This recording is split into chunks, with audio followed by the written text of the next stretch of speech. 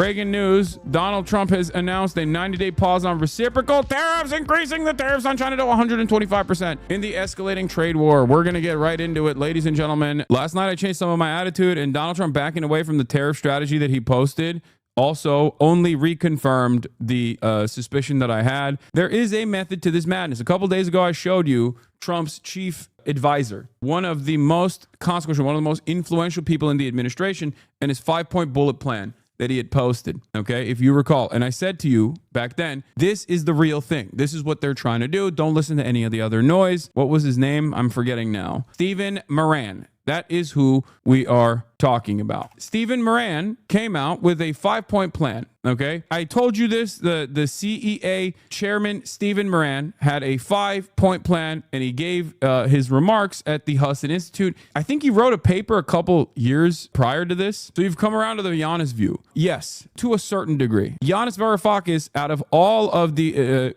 analysts out there, of all of the economists out there, was probably one of the only ones that identified that there was a secondary purpose for the deficit war that Donald Trump wanted to engage in. And he was right. What he was right about was obviously devaluing U.S. currency. A lot of people did not recognize that that was what Donald Trump wanted to do. He was one of the only people out there that said Donald Trump wants to devalue U.S. currency. The reason why Donald Trump wants to devalue U.S. currency is because when U.S. currency is too high as in comparison to other currencies, then you are going to have an import economy. You're not going to have an export economy. You're going to have a fat trade deficit, and slowly but surely over year, you're just not going to manufacture stuff here anymore, because even if you were manufacturing goods that other countries would want, it's far too costly for them to purchase those goods, because the reality of the matter is the dollar is way more powerful. The dollar is way more powerful than any other currency. Part of the way that countries do this is by purchasing dollars, okay? That is one of the ways that they engage in, I guess some might call it currency manipulation, but I don't think it is. But some of the other ways in which you do this is also by making your manufacturing, specifically your labor, as devalued as possible, as cheap as possible, so you become an exporter or you maintain your manufacturing capabilities. Germany has done this through the euro, and every other country has basically done a version of this. And that's what Donald Trump claims is cheating. Now, a lot of these concepts, I'm going to be switching and using some terminology fast and loose. A lot of these concepts that Donald Trump is claiming is happening, where he says is cheating, is not cheating. It's a system that we designed. We're the United States of America. This is literally what we designed. We wanted these other countries to actually serve us, and in many circumstances, basically rely on slave labor to be able to get cheap, accessible commodities, okay? Cheap, affordable commodities. We designed it this way. We built the entire global financial system this way, and we accelerated it after, removing the gold standard. There were multiple market shocks in the process, but this is our thing. This is our thing. This is our grand design. And now Donald Trump is saying, I don't like this grand design. It's been cooking America's manufacturing capabilities. Now, of course, he doesn't care about the labor aspect of it. That's just a way to promote it to the working class, to be like, no, we're going to bring manufacturing jobs back here. It's going to be great. That is just the seasoning. The real thing that Donald Trump cares about, on the other hand, is manufacturing. Because manufacturing does not exist in the United States of America, and that we are over-reliant on China and also secondary markets that China has created, Donald Trump sees this, as well as Barack Obama did, as well as Joe Biden did, as well as every other American government leadership did, every other American administration did, as a massive national security concern. That's what the problem is. That's what they want to do. The trade surplus or the trade deficit issue is simply America's not manufacturing because American currency is too expensive. And also simultaneously, this is a major threat because if China were to one day, we want to go to war with China, one day they just shut off the faucet of manufacturing, we're cooked. We're left out with our dicks out, pissing against the wind. So that's precisely the reason why America cares about moving manufacturing back to the United States. It's a matter of national security. It has nothing to do with labor. It has nothing to do with good paying jobs. It has nothing to do with anything. Okay? And a part of that process means you have to get other countries by force to devalue the US dollar against their currency. You have to make their currency purchasing power higher. That is part of what Giannis Varoufakis was claiming, because you can't do that. If you don't do that, you can't get any manufacturing. You can't fix your trade deficit because these countries don't have money to purchase American-made products. On that aspect, there is a method to the madness. Hudson Bay Capital paper written in November 2024, by the way. This is the method. This is the madness. Stephen Miran wrote about it in November 2024, a user's guide to restructuring the global trading system. This is the blueprint. Do not listen to Peter Navarro. Do not listen to Howard Lutnick. Do not listen to Scott Bessent. Do not listen to any of these other guys. Don't listen to Donald Trump. This is the guy. This is the blueprint. This is the method. And they're following it to a T. Okay? And don't listen to Ron Vera either. Ron Vera. Okay, maybe you can listen to Ron Vera. That's kind of funny. And I mentioned this before. I told you all about, like, you know, this being the 5-point plan. And it seems like last night's efforts, last night's initiative starting off with Chinese market moves that took place is moving the United States in that direction, which means there's going to be massive instability and America is going to become a poorer nation overall. America's purchasing power is going to lower overall in the interim. So I think Donald Trump is burning the candle from both ends and cooking the United States of America. And I will tell you exactly why, while the initiative and the 5-point plan that they've designed is insane, selfish, it's also short-sighted and will lead to economic turmoil. I don't think that Donald Trump is going to be able to get his desires across and instead is going to this up. Don't listen to them, but they're using what you're saying to listen to. Wait, what? No, I'm saying that if you listen to Howard Lutnick or Scott Bessent or Donald Trump, you are going to be confused. Because the real guiding principle behind what they are trying to do, the actual moves that they're making right now, are written by this guy, Stephen Miran. Let's get started with the stock surge as Trump announces 90-day pause on some tariffs, and then I will get back to what I'm talking about as well, okay? Hi, I'm Diana Macedo. We're coming on the air because President Trump has announced a 90-day pause on tariffs against most nations while raising tariffs against China. The markets have jumped on the news right now. We're seeing the Dow up about 2,000 points. The president posted on social media saying, quote, based on the lack of respect that China has shown to the world markets, I'm hereby raising the tariff charged to China by the United States of America to 125% effective immediately. At some point, hopefully in the near future, China will realize that the days of ripping off the USA and other countries is no longer sustainable or acceptable. The president went on to say that based on the fact that more than 75 countries have reached out to the U.S. to negotiate, he is putting a 90-day pause on most other tariffs. I want to bring in our ABC senior political correspondent, Rachel Scott, at the White House, where we just heard from the press secretary and the Treasury Secretary, on this. Rachel, how are they saying this is going to work? It's pussy time. That's right. He folded. He folded. Some might say, excellent 5D chess move, Mr. President. He folded. He said, panicking. I'm panicking. I'm a panicanian myself. I folded. I folded.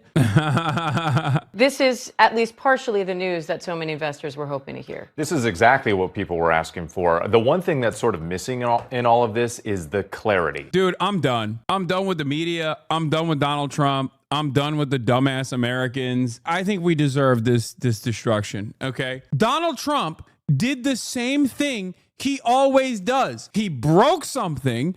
Everybody went, what are you doing? You are killing my children. And then he turned around and was like, I'm not fixing it. I'm not fixing it. And then when push came to shove, he was like, okay, I won't break it any further. I'll break it only a little bit. And now everyone's like, brilliant chess move, Mr. President. What the are we doing? What are we doing? Oh, finally, a brief respite that everyone was demanding. Finally, the markets will breathe again. And it's like, dude, none of this had to happen. What the are we talking about? This has literally been the exact same thing that Trump did his first administration. He did it in this first 10-year. Term 1, he did this exact same. Term 2, he's doing the exact same thing. And he's done it over and over again in the past 3 months. It is so psychotic. I cannot comprehend how these people are so delusional, how they have deluded themselves. I make a stupid decision, something really bad happens. I convince my followers the problem is now magically solved. I reverse my decision. I make a stupid decision again. This is what's happening. Yeah, biggest one-day gain for NASDAQ since 10/13/2008. This is why I hate the stock market. It is fake. It's not real. Money is not real. Don't tell me the stock market is real, okay? It is so fake. It's the most fake of all time. It is the most fake of all time, dude. Holy moly. That's why I kept stressing the importance that like your 401ks diminishing is consequential, certainly. But what is more important here is the potential for layoffs. It's an indicator of the economy getting worse because the stock market gains are privatized at the tippy top, but the losses are socialized. This is precisely the reason why when it's doing well, you're not necessarily doing great, okay? But when it's doing poorly, you will suffer. Yeah, this is the meme. I'm adding tariffs. This will create jobs. I'm removing tariffs. Art of the deal. I'm adding tariffs. This will create jobs. I'm removing tariffs. Art of the deal. I can't stand the stupidity of Trump supporters and Trump dick riders in the media that are constantly going, oh, the market's green again. It's just stupid. Oh, we did it. Okay, yesterday you said the market was red, but it's inconsequential. Today it's green. Yesterday you said the tariffs are good. Today you're saying art of the deal, baby. Trump removed the tariffs. You have nothing. You're just responding to stimuli.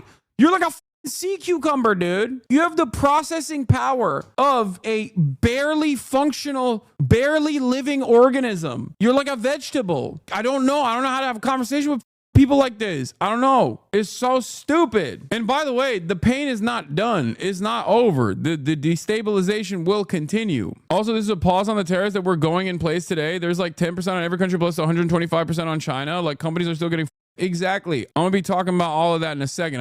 I just think it's funny that the market rallies so easily to be like, oh, thank God he didn't over that hard. Oh my God. Oh, I thought he was gonna do it. It's like, okay. Oh, he's not doing it. Oh, thank God. Shoes, toys, electronics, some furniture that are coming here from China when we've been talking about these possible price increases if the tariffs are to stay in effect. That is still on the table. Those price increases are still on the table, and anything that's coming from China, whether it's already left. By the way, Donald Trump did, I think, clear market manipulation. That's the other side of this as well, because he, one, opened up the tariff faucet, literally tanked the entirety of global trade and the New York Stock Exchange, and then right before he unveiled that he was going to put a pause on the tariffs, that is the reason why there was so much market volatility and the lack of consumer confidence led to people selling their he said, buy. It's time to buy. One of the most insane things I have ever seen. Goldman Sachs rescinds recession call after Trump tariff pause. I mean, dude, the graft is in broad daylight. Is out in the open. Money is fake, and these guys are just making fun of you, I think. They're doing coin stuff, dude. Do you know how crazy this sequence is? Yeah, look at this. Great time to buy DJT on Donald Trump's Shoe Social at 9:37 a.m. Couple hours later, based on the lack of respect that China has shown to the world's markets, I am hereby raising the tariff charged to China by the United States of America to 125%. Effective immediately. But that's not the point. At some point, hopefully in the near future, China will realize the days of ripping off the USA and other countries is no longer sustainable or acceptable. Conversely, and based on the fact that more than 75 countries have called representatives of the United States, including the Departments of Commerce, Treasury, and the USTR, to negotiate a solution to the subjects being discussed relative to trade barriers, currency manipulation, and non-monetary tariffs, and that these countries have not, at my strong suggestion, retaliated in any way, shape, or form against the United States, I have authorized a 90-day pause and a substantially lowered reciprocal tariff during this period of 10%, also effective immediately. Thank you for your attention to this matter. Boom! Stock market goes crazy. People are doing victory laps. They're like, I've never nutted this hard. Thank you, Mr. President. You gave us the brief respite we needed. Money is so fake. I love fake money. That's basically what happened. I love how fake the money is. Make it more fake. Masterful gambit, sir. None of this makes any sense. It makes sense if you just look at it as we have outward in broad daylight graft and seemingly no interest in putting an end to it. Okay. We are at the mercy of a psychotic madman who has no interest in making changes happen in the least painful way possible. It is very clear that nobody cares about anything and things are only going to get worse. In a year's time, Republicans are going to talk about how April 9th, 2025 was one of the greatest days in the stock market history because of Trump. Yes. Already Goldman Sachs has rescinded the recession call after Trump trade tariff pause. So countries that were going to get 105 tariff like Turkey, they don't have tariff. Wait, no. Countries are still getting tariffed. There is still going to be an extra entry fee. There's still going to be inflation. It's just not going to be potentially hyperinflation. Okay? That's it. That's the only thing that we are, avoiding, at least for the time being. There are still many issues, however. Trunon says, great news, resuming plans to close numerous manufacturing facilities in the Midwest and move all production to Vietnam and India. Me too. I am no longer working with union-made domestic manufacturing. Now that Donald Trump, the glorious president, revoked the tariffs, I'm going back to Vietnam, baby. I'm going to Vietnam. I don't know if the recession is called off or not. We'll talk about that in a second. Considering that the Chinese tariffs are still in place and he has increased them, which is negligible. It's inconsequential at this point because once he already maxed out on the tariffs, doesn't matter if he's doing 125%. You know what I mean? The difference between 104% and 125% is nothing. It's just there's no trade happening at that point. It is functionally a trade embargo that you have placed upon China. Now, of course, the interesting part about it is that China doesn't just directly manufacture things at this point. They also manufacture in Vietnam, in other countries. So, there's still ways in which America will still get Chinese manufacturing. It'll just be at a higher cost from a secondary market. So we got that, but also here's CoffeeZilla once again, slowly but surely losing his mind. Trump front ran his own announcement to pause tariffs by saying it's a great time to buy 3 hours before huge news for stocks hit. This is levels of insanity we've never seen before. I think it's really funny that slowly but surely CoffeeZilla, over years of covering pure corruption within the cryptocurrency circles and recognizing that the exact same style of corruption, both for the cryptocurrency circles and for the regular stock market is happening under the Trump administration, is becoming like a radicalized Marxist-Leninist vanguardist, I think, by the end of this process. Every day that goes by, I see another tweet from him going, what the is happening? How is this allowed? Amazing. Great time to buy. I'm going to do something freaky with the tariffs.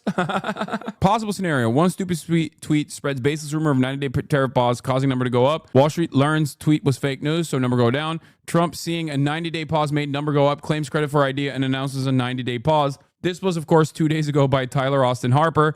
And he was right. That is precisely what happened. Did Trump do this tariff pause on pause for his rich buddies to buy the dip? No. I will tell you what I mean by this. Is there insider trading that he's doing? I guess it's not even insider trading at this point. It's outsider trading. Weirdly enough, it's insider trading, but also being done on the outside. There's no shadowy backroom deal at this point. I'm sure that also happens, but it's very obvious that he's just like, yeah, no, we're doing this thing. Having said that, as I've told you before, what just took place in terms of, rich people probably buying the dip and making out gangbusters style in this process, like a nice little pump and dump. That is just what will happen regardless, okay?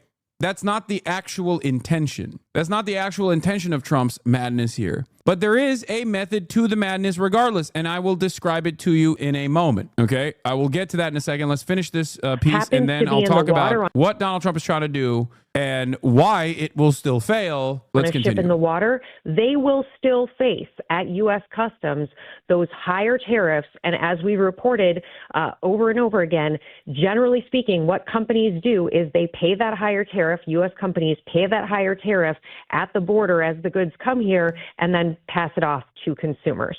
All right, Rachel, Rebecca Witt, thank you. And we will continue to watch closely. The market's now up a little more than 2,000 on the Dow, and we will continue to monitor action at the White House on this as well. Our coverage continues on ABC News Live and abcnews.com.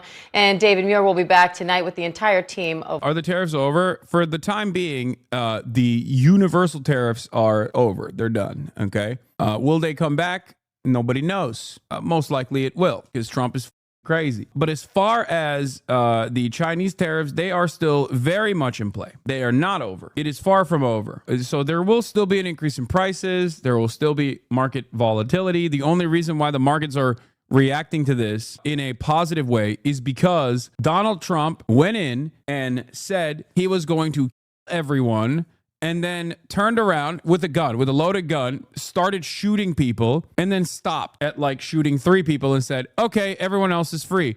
Yeah, before Donald Trump came into the room, you had a sense of safety. After he came into the room with a loaded gun and started killing people, you were like in a moment of panic. You were like, oh my God, he's going to kill everyone. He's insane. And now that he stopped the killing at like 3 people, okay, and is threatening with the loaded gun to kill the rest of the Chinese people in the room, I guess, everyone's like, oh, thank God. Okay, we're free. At least we're free. Holy So now they feel much better. They feel much better overall than they did maybe while Donald Trump was people, but they don't necessarily feel better overall than when they did before Donald Trump entered the room with a loaded gun. White House aide Stephen Miran outlines 5 potential responses foreign nations can undertake in response to the problems he says are caused by U.S. dollar dominance. By the way, I do want to point something out here. Notice how little attention this stuff gets, because this is the real shit, okay? It's not Howard Lutnick. It's not Navarro. It's not Scott Bessent. It's not Elon Musk. This is the actual plan, and yet it gets very little coverage and very little attention. It's like shocking to me that all of these brilliant analysts are still, seemingly brilliant analysts, and these economists are still focusing on the smoke and mirrors. This is the reality. This is what they're trying to do. 1, foreign countries can accept tariffs without retaliation, giving U.S. revenue. Okay? This is stupid. That's not how tariffs work. That's not how it would have worked at all. It would just be the entry fee that the Americans are paying for. But that's the point. That's what they're saying. Okay.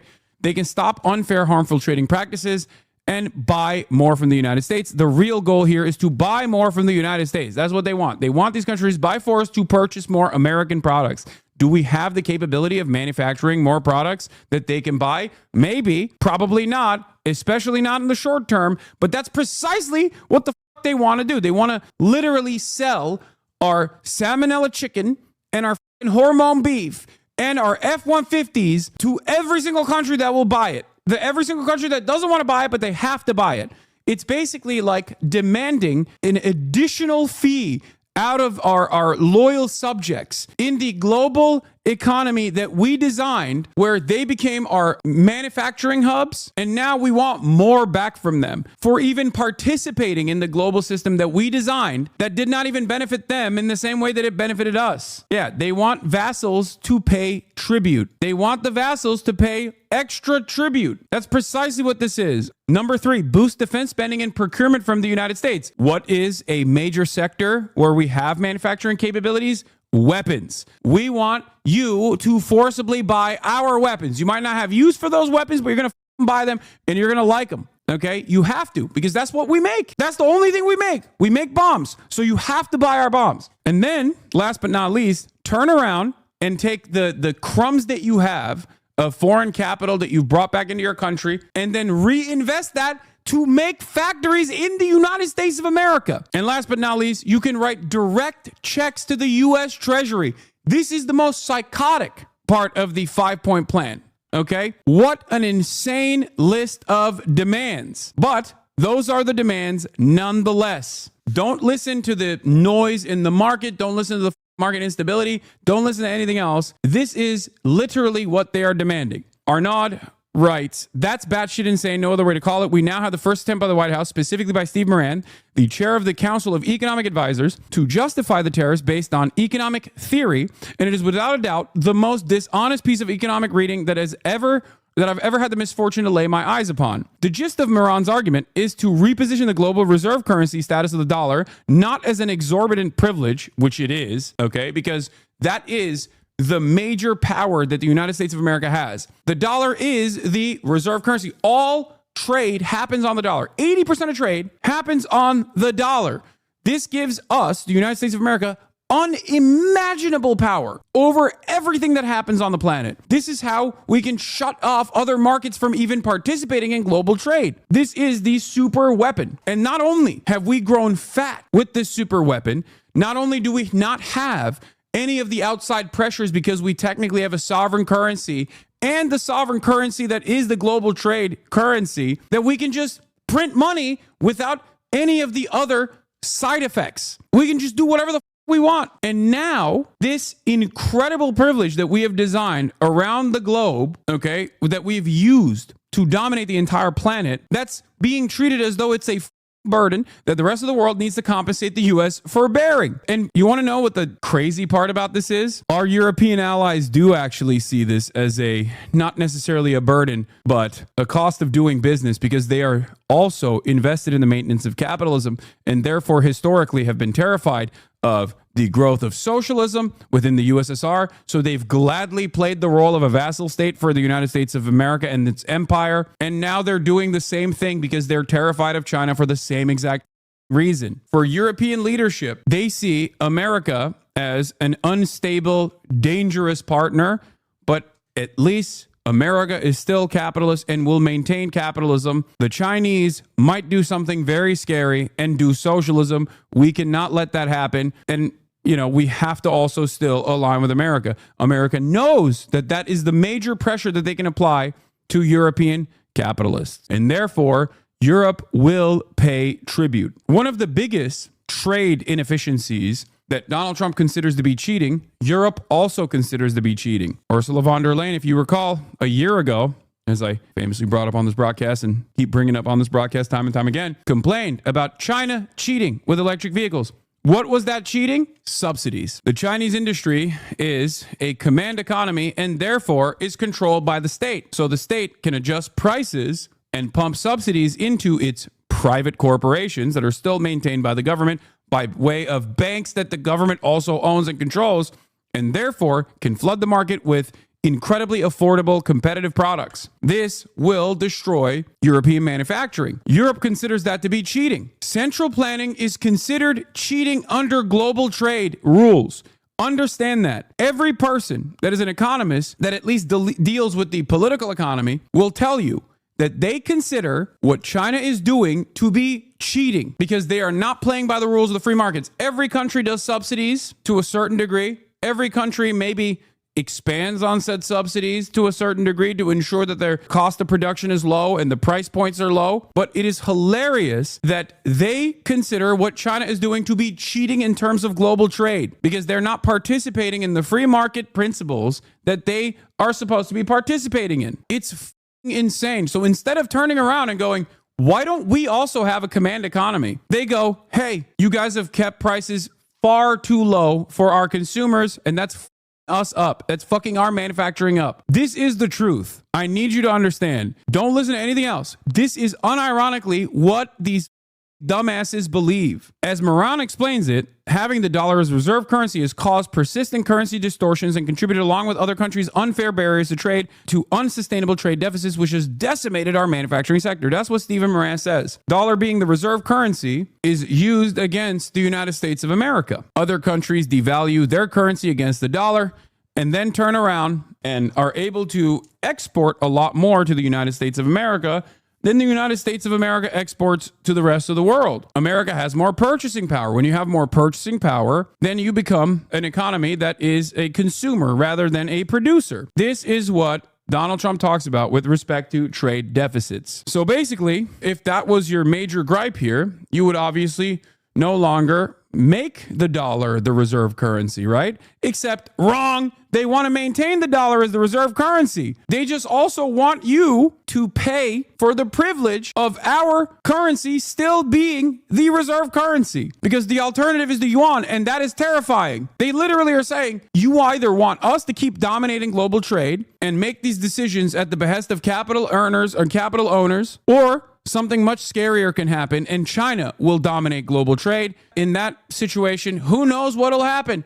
Who knows what'll happen? So you have to pay us even more, despite the fact that this is a system that we designed. This is a system that we benefit from. This is a system that has allowed the United States of America to become a consumption engine without even doing any manufacturing whatsoever. This is a part of the process with the labor aristocracy. When adjusted to those who have wealth versus those who do not internally inside of the United States of America, there's great wealth inequality, but there is a severe disparity of wealth and even income when you look at the American working class as opposed to someone growing up anywhere else, even in Europe, as a matter of fact. We rigged the game so that our capital owners could drive up super profits as we literally enslaved the global south to get cheap, accessible commodities at an incredibly low price. And now we're saying, well, we don't like the system anymore. And the real problem here is China. What Donald Trump refuses to admit, and what many capitalists refuse to admit as a consequence of their dogmatic ways of approaching the capitalist economy and the capitalist structure of commodity production, is that the enemy is not China. The enemy is not Europe. The enemy is global capital. It's global capital that designed the system, and it's global capital that will make money off of the restructuring of the system. But because they do not want to recognize that reality, and they will never recognize that reality, their entire purpose is not to recognize that reality. Some of them are a part of the global capitalist structure anyway, that they turn around and make these insane decisions. Miran says that America's financial dominance cannot be taken for granted, and the Trump administration is determined to preserve it. But this same financial dominance comes at a cost, and other nations need to pay for it. He means this literally. He made a list of what he exactly means by burden sharing, and one of the forms it can take is countries simply writing checks to the Treasury that help us finance global public goods. Let's pause for a moment here to contemplate the sheer insanity of this, says Arnaud. The U.S. is literally suggesting that countries should mail checks to the U.S. Treasury as a tribute for the privilege of maintaining the dollar as a global reserve currency, when it is this very reserve status of the dollar that is the cornerstone of U.S. power. It's the equivalent of Samson asking everyone to pay him to keep his hair, because that's what Miran is conveniently not mentioning in his text. The reason Giscard d'Estaing called it exorbitant privilege in terms of the United States being the global currency, the reserve currency, is that it allowed the U.S. to quite literally have its way of life subsidized by the rest of the world. Miran and Trump complain about the trade deficits, but they are the very manifestation of this subsidization. Countries normally cannot run on a permanent trade deficit because they'd one day face a balance of payment crisis. But America does not face this crisis because America is the United States of America. They dominate the world. There is no shorting the American government, because if the dollar was no longer reliable, if people lost confidence in it, that means the entire global economy has collapsed. It's like a private individual. You cannot indefinitely buy more from others than what you yourself earn. At some point, you'll have to pay up, unless that is, you are the issuer of currency that everybody uses, in which case the normal rules of economic gravity are suspended. While other nations must balance their books eventually, the dollar's reserve status gives America the unique ability to consume more than it produces perpetually, with the world eagerly accepting dollars that cost nothing to create in exchange for real goods and services. That's not a burden. It's very much an exorbitant privilege. So yes, sure, because America can effectively buy most of what it needs from the rest of the world for free by printing dollars, this situation doesn't exactly create incentives to do the hard work of manufacturing goods domestically. But framing this as other countries taking advantage of America rather than America taking advantage of its currency dominance is an astonishing inversion of reality. There's also a bunch of insane lies that they spread about China in this process as well. One of them was the 2008 housing market crash, claiming that China actually contributed to the 2008 housing market crash. It wasn't our deregulation of the financial sector. No, not at all. It was actually China that did the 2008 housing market crash. What a spectacular lie to say, especially to add insult to injury, that it was China that bailed out the United States of America. China literally participated in saving America in the aftermath of the 2008 housing market crash. That is crazy. We are so goddamn belligerent, dude. We are such rabid animals. It blows my mind. But in any case, let's get back to it. While other nations must balance their books, eventually the dollar's reserve status gives America the unique ability to consume more. Okay? So yes, sure, because America can effectively buy most of what it needs from the rest of the world for free by printing dollars, this situation doesn't exactly create incentives to do the hard work of manufacturing goods domestically, but framing this as countries taking advantage of America rather than America taking advantage of its currency dominance is an astonishing inversion of reality.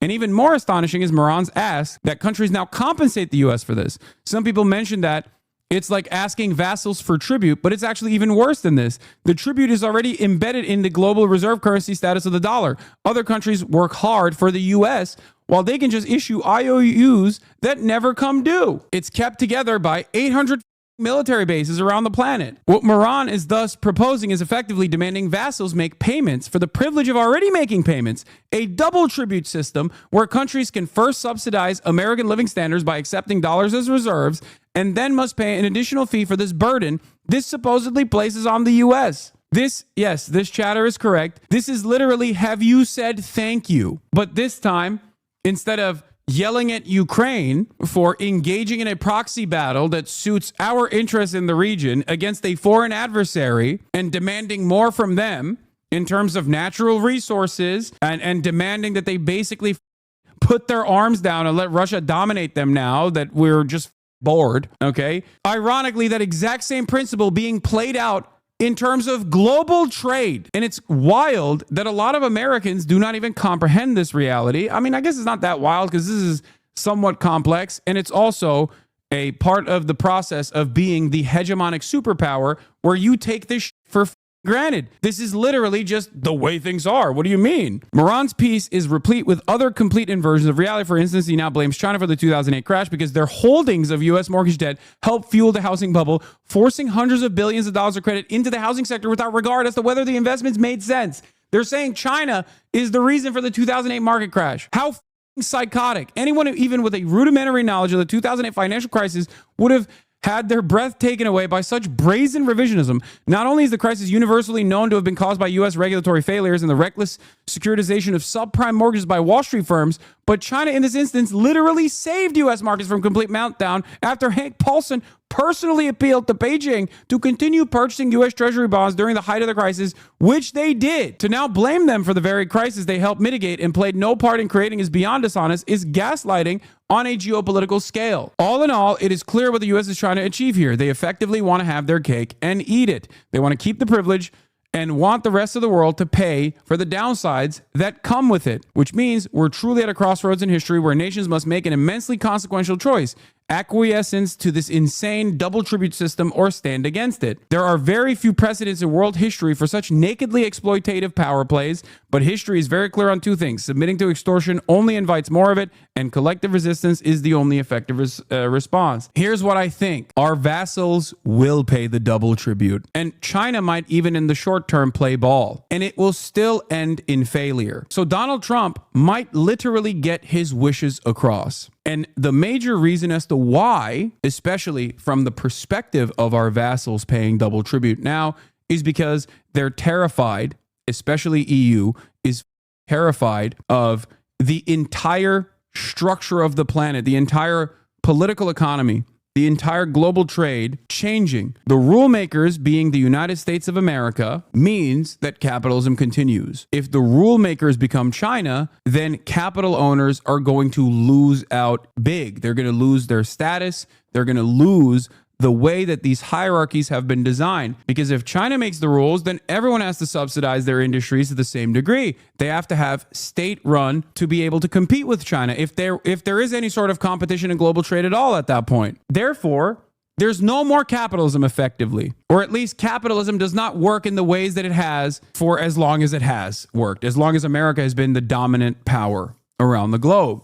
Because the dominant power, the hegemonic power, writes the rules for trade. And they get to violate those rules, but it doesn't matter because they're the dominant power. America technically hasn't really violated the rules all that much because of endless greed. Because it's not like our state doesn't subsidize industries heavily. It's not like we don't rely on U.S. aid, for example, which is literally a mechanism to destabilize the global south to ensure that they do not have their own agricultural output. It is a way for our farmers that already get subsidies, and also farm subsidies or agriculture is not even considered a part of the rules of global trade anyway, but it's just one example that I'm giving you in terms of how America will, one, subsidize our agricultural output, and then two, pay farmers to literally give the agricultural output to other countries for free, which ends up destabilizing those countries and causes them to not build their own domestic agricultural outputs and become over-reliant on American farmers, the agricultural output. Instead, it creates dependency. But outside of that, America also heavily subsidizes all manufacturing in this country. The problem is, under normal circumstances, if those subsidies actually led to much cheaper goods being produced here in the United States of America, if those subsidies actually worked in the same way that it does in China, for example, to offer much more affordable vehicles, for example, okay, vehicles that these other countries want. Yes, America technically would be cheating as well, but they don't do that. What do people do with the subsidies? The subsidies don't make its way to more affordable products. The subsidies don't actually work in the way that it's intended. The subsidies go back to stock buybacks, and therefore America seemingly doesn't cheat in the global on the global stage because they pocket them. Because since the Reagan era, it is no longer illegal to engage in stock buybacks. One of the reasons as to why I keep saying that this will still ultimately be a failure, this will ultimately still be a failure, is because America is not China. In the long term, this will still fail because America does not have a command economy. That is the entire point. Because the real enemies here, and Trump kind of recognized this as well, but the real enemy here is not China. The real enemy is global capital. These people are supranational actors. They are not actually a part of the nation state. That's why Apple pays taxes, even though they dodge taxes there as well, in Ireland, okay? There is no national allegiance. That's not a real thing. Global capitalism and global trade and the way that America has designed global trade at the behest of capital owners has made it so that there is no real national understanding for capitalists. Directly, this is a universal class war against capital owners that do not have any sort of allegiance or loyalty to a singular fucking nation versus the entirety of the global labor force. So if you actually wanted to fix this process and truly wanted to improve American manufacturing, you would work by improving the American labor force. You would work by improving the material conditions of the American labor force and rebuild labor unions, for example, to create a mechanism of pushback against capital. But Donald Trump doesn't want to do that. He's doing the exact opposite. Donald Trump also and his administration routinely admit that they are not even interested in bringing manufacturing back into the United States of America for no reason other than the fact that they don't want China to have it because they're worried that China could shut off the manufacturing faucet in times of war. So they keep saying, we're just going to build robots. It's going to be cheap because robots are going to build the factories and robots are going to build the manufacturing. Automation and AI is going to make all of this work. That doesn't mean you get a job at the factory. And this is before you think, well, there are already jobs in this country. The problem is not jobs. The problem is that those jobs don't pay. The problem is that no one fantasizes about working at a factory for the sake of working in the factory alone. People fantasize about working in a factory because they fantasize about 1965 living standards. That's what they want. They want benefits. They want a single income household to be able to pay for all of the children. They want a upward social mobility for their next generation. Many of you that now work white collar jobs probably had blue collar parents. And the one thing that blue collar parents probably told you was, hey, I'm doing everything in my power so you don't have to go work at a goddamn factory because this sucks. My back is broken. I'm constantly medicated. I don't want this future for you. I want you to have a better future. The irony, of course, is the issue here is not the factory job itself, but instead, the fact that jobs don't pay, the fact that there is an affordability crisis, the fact that housing is impossible to achieve, the fact that you will never retire. That is the real problem. We have jobs. We have 23% underemployment in this country right now. We could fix those problems. But, of course, that would require restructuring the way that we depend on maintaining capitalism as the established order. We cannot remove the capitalist dogmatic thought from our minds. We will never be able to do that. The entire system itself is designed around uplifting and maintaining capitalism.